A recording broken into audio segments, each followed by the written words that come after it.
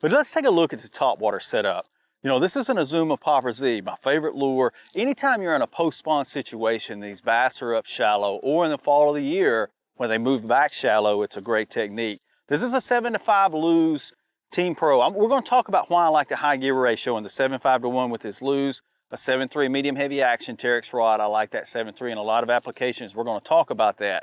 But the first thing we're going to do, we're going to back the camera up a little bit, and I want to show you guys the cast with a topwater lure. One of the biggest things is how much line is at. 12 to 18 inches pretty much on this. That's going to vary with different lures, but a topwater lure, shallow running crankbait, those type lures, that's what we're going to do.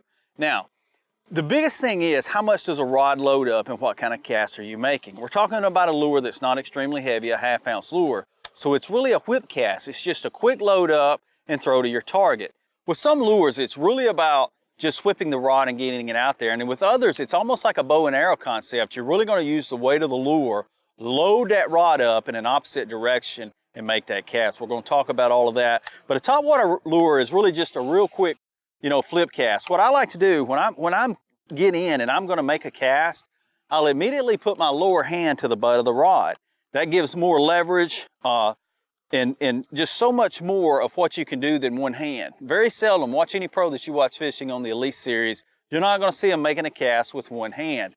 You've got so much leverage here. So what we're going to do, when we get in, you immediately go right here. That's the quickest. I'm not extending my elbows away from my side. Everything is really tight in making that cast. And just a real quick whip cast, getting that lure out.